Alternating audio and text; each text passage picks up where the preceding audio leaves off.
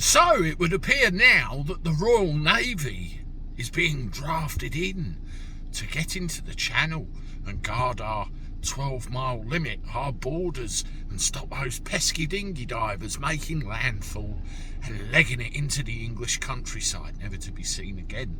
Isn't that a thing? Wonderful, we're saved, yay! Yeah, right, pull the other one. I'm not falling for it for 1 second. I think it's just a big, grandiose statement from Boris's lot, just all part of the effort to save his own skin. One of those big announcements. Well, let's look at it in a bit more detail, shall we?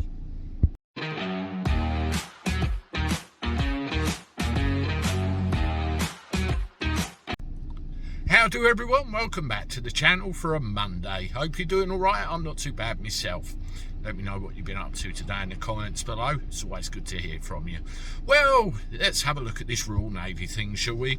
Old Patel and all of her cronies have turned around and said, we're now going to send the Royal Navy in to do the job that the RNLI and Border Force couldn't do. They're going to take over the policing of the English Channel. I mean, this should have been done to begin with.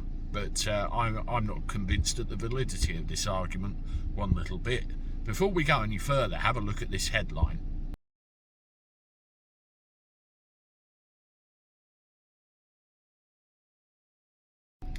So under these powers that the Navy have now been granted, they're going to ask the existing assets that are there already to do what they have been doing already, which amounts to a overpriced taxi service for the dinghy divers across the channel.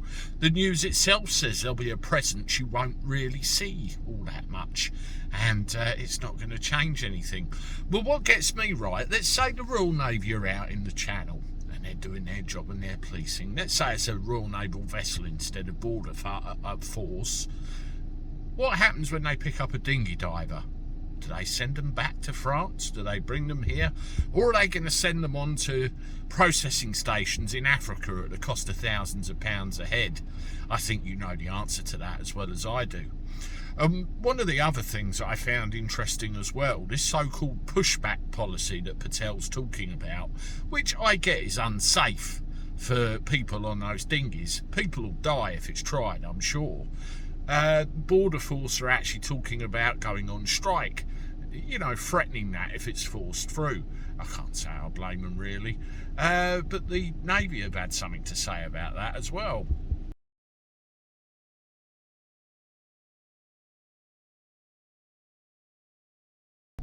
So while they're preparing options for number 10, they don't actually include pushback.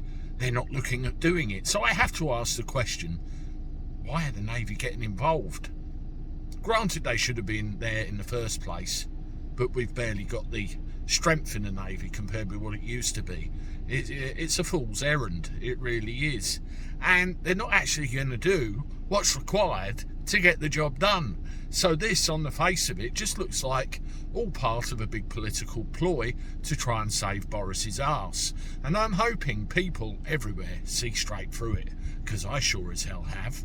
Let me know what you think in the comments below, but I don't buy it one bit. Toodaloo.